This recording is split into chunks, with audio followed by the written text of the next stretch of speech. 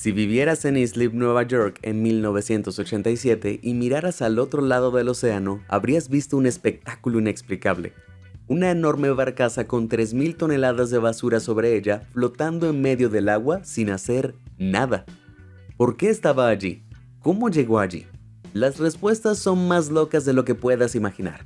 Así que acompáñame en una historia ilógica de pánico a nivel nacional, conexiones criminales y basura, mientras navegamos a través de algunos de los errores marítimos más alucinantes de todos los tiempos.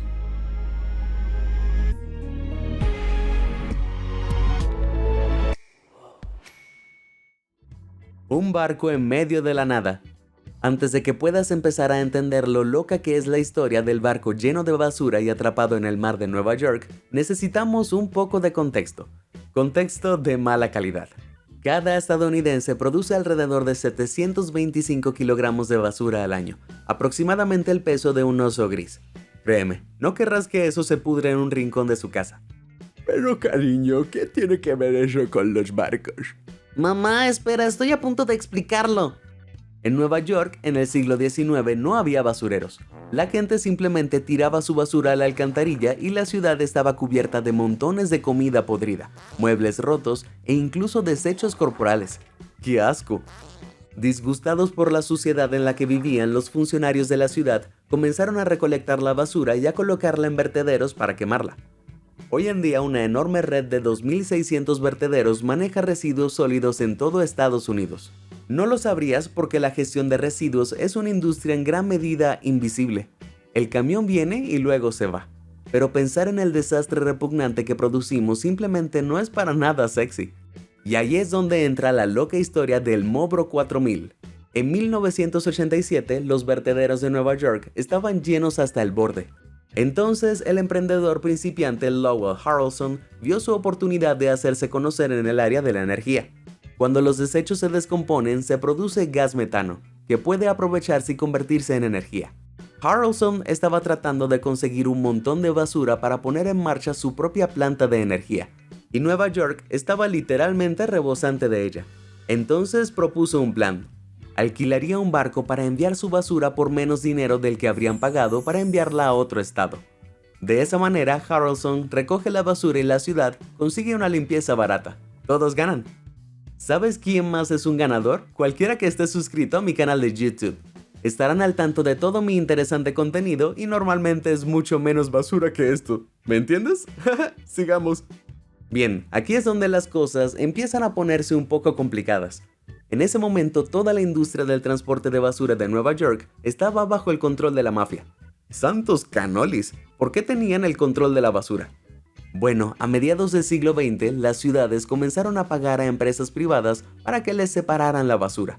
Esto le dio a la mafia la oportunidad de involucrarse, explotar y limpiar su propio dinero sucio mientras recogían la suciedad de los demás.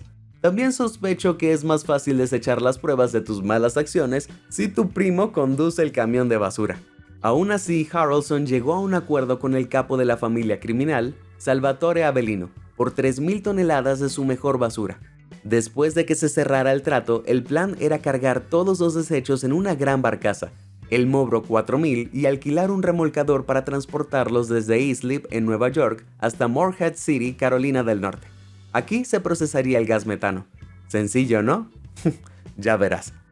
El 22 de marzo de 1987, la barcaza partió con su pila de basura de 6 metros de alto en dirección a Carolina del Norte. Harrelson esperaba poder bajar y regresar durante el fin de semana, listo para otro envío, solo que las cosas no salieron exactamente según lo planeado. Verás, 3.000 toneladas de basura no son para nada atractivos. La repulsiva monstruosidad avanzaba lentamente a lo largo de la costa, molestando los ojos y narices de cualquiera que se acercara demasiado. La gente no estaba acostumbrada a ver el punto más repulsivo de su sucia existencia e instantáneamente se volvió muy no en mi patio trasero al aceptar este gigantesco basurero flotante. Comenzó a difundirse el vicioso rumor de que un espectador había visto entre la basura un orinal de hospital, utilizado por los pacientes que están postrados en cama para hacer sus necesidades. Ahora, la Agencia de Protección Ambiental había publicado recientemente nuevas regulaciones que decían que los desechos tóxicos ya no se podían depositar en vertederos. Y yo diría que montañas de bolsas de basura llenas de excremento y orina son definitivamente desechos tóxicos. Excepto que los rumores eran solo eso, rumores. Toda la basura era basura normal que tú o yo podríamos tirar. Ya fueran los vínculos con la mafia o la pura repugnancia de ver las suciedades que hacemos, el Tribunal de la Opinión Pública se dejó llevar por la mentira. Los funcionarios de Carolina del Norte bloquearon la entrada de la barcaza al puerto porque los desechos no eran aptos para su propósito. De repente, 3.000 toneladas de basura en descomposición quedaron varados en el mar. El remolcador atracó ligeramente en las afueras de Morehead City mientras Harrelson y compañía intentaban formular un plan de respaldo. Sin embargo, la cadena de noticias local World TV recibió un aviso sobre su ubicación. Pasaron volando en helicóptero para ver las escenas repugnantes por sí mismos, y el 1 de abril, la reportera de Action 5 News, Susan Brozek, contó la historia a la audiencia nacional.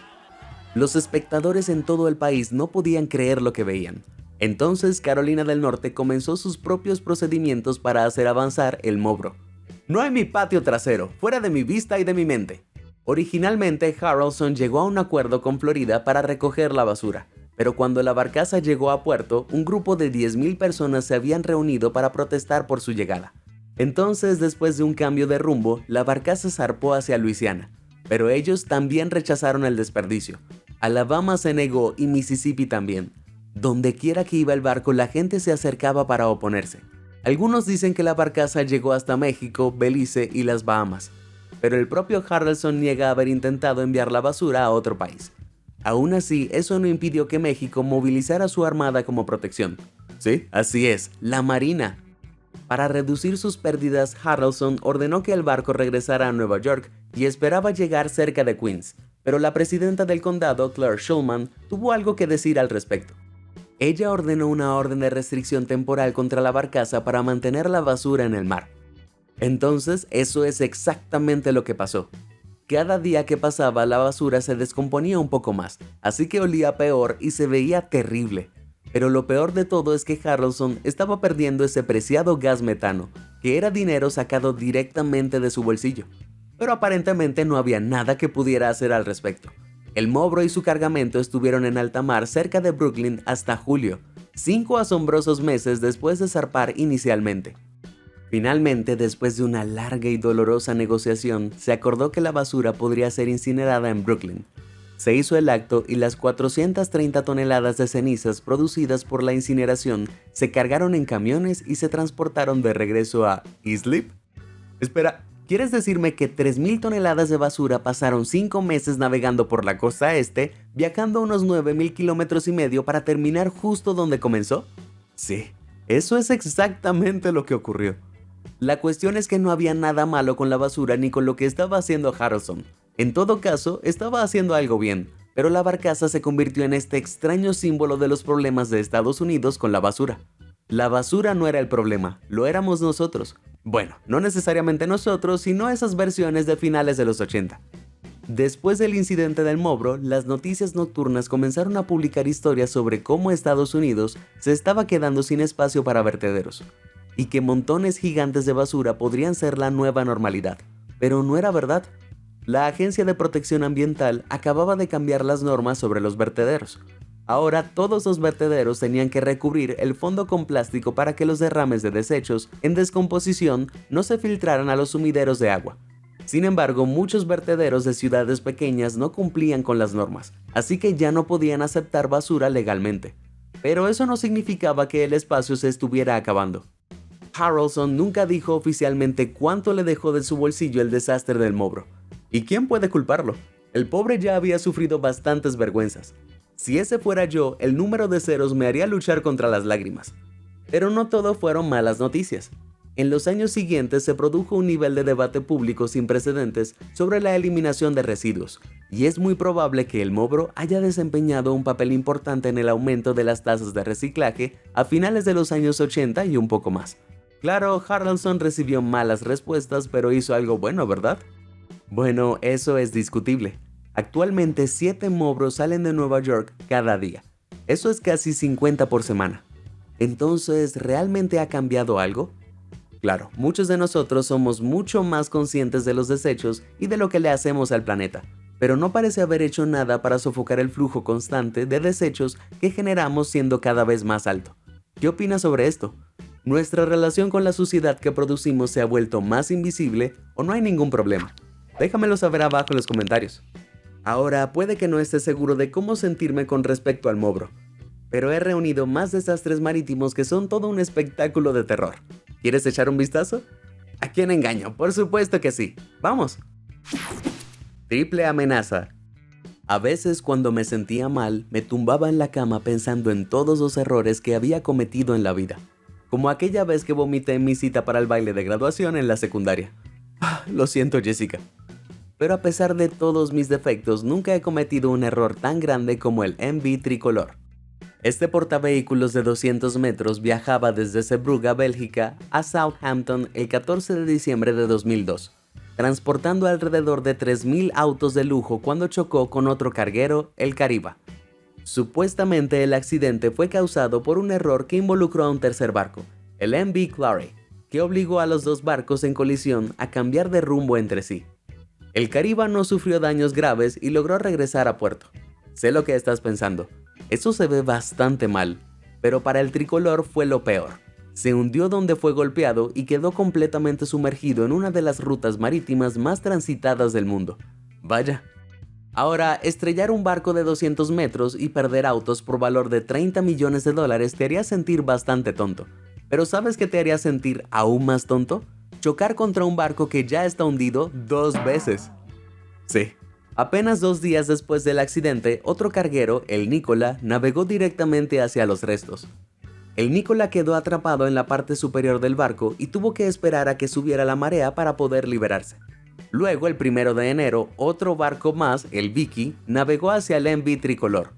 La tripulación no había prestado atención a las advertencias de la Marina francesa, y en consecuencia también se quedó atrapado. Excepto que el Vicky llevaba a bordo 77.000 toneladas de petróleo altamente inflamable. ¡Oh no! Milagrosamente lograron liberarse sin problemas y no se derramó nada del petróleo. ¡Uf! Eso podría haber sido muchísimo peor. Como si este no fuera ya un escenario bastante ridículo, el 22 de enero un remolcador de salvamento que venía a ayudar al tricolor chocó accidentalmente con una válvula de seguridad del barco, provocando un enorme derrame de petróleo. Vamos, ¿a quién pusieron a cargo de esto? Esta es una de las operaciones más incompetentes que he escuchado alguna vez. En poco más de un mes, 3 barcos chocaron con él y el barco que debía ayudar arrojó petróleo por todas partes. ¡Qué catástrofe! Pero quieres saber cuánto cuesta esto, ¿verdad? Bueno, si 38 millones de dólares en carga perdida no fuera suficiente, también está el costo incurrido por una operación de salvamento de 2 años para retirar el barco. Los daños causados a otros 3 barcos, la limpieza del derrame de petróleo y los retrasos en el proceso causaron que también atravesara la ruta de envío. El marco de la operación de salvamento nunca se hizo público. Seamos realistas, ya estaban bastante avergonzados, así que no sabemos la cifra exacta. Pero considerando todo, no me sorprendería que esto llegara a los cientos de millones. Ahora entiendo por qué mi mamá siempre decía que mirara a ambos lados antes de cruzar una ruta marítima muy transitada. Accidente catastrófico. Así que el MV tricolor se salió con la suya con solo un derrame de petróleo diminuto. Pero ¿qué pasa cuando los derrames de petróleo salen terriblemente mal? Bueno, ahí es donde entra en juego el Amoco Cádiz. El 16 de marzo de 1978, mientras transportaba más de 58 millones de galones de petróleo crudo ligero desde Arabia Saudita a Rotterdam, el barco tuvo algunos problemas cerca de Port Saint Roch, cerca de Bretaña, Francia. Había mal tiempo y una ola gigante se estrelló contra el timón del barco, provocando que el timón perdiera el control por completo. Ahora bien, podrías pensar que ser capaz de manejar, ya sabes, el océano es uno de los aspectos básicos de un barco, y en la mayoría de los casos lo es. Sin embargo, la compañía petrolera estadounidense Amoco, propietaria del barco, había rebajado las reparaciones esenciales. Los espárragos roscados del timón se habían cortado y ya no eran adecuados, así que el Amoco Cádiz quedó estropeado. Pero eso fue solo el comienzo de sus males. 12 horas después de que se arruinara la dirección, el barco encalló, lo que provocó que el agua entrara en la sala de máquinas, inundándola por completo. Esto rompió violentamente el casco en dos y se derramaron millones de galones de petróleo. El mar todavía estaba agitado, así que contener el derrame no era una opción, y el petróleo comenzó a extenderse por todas partes. En poco tiempo, más de 72 kilómetros de costa francesa quedaron cubiertas por un espeso petróleo. Más de 20.000 aves murieron y la vida marina local quedó en ruinas. En ese momento se trataba del mayor derrame de petróleo alguna vez registrado. Aunque los remolcadores respondieron rápidamente al desastre, las malas condiciones climáticas hicieron imposible conectar un cable de remolque al Cádiz. Debido a esto, el barco se partió por la mitad y cada parte comenzó a derivar en direcciones casi opuestas.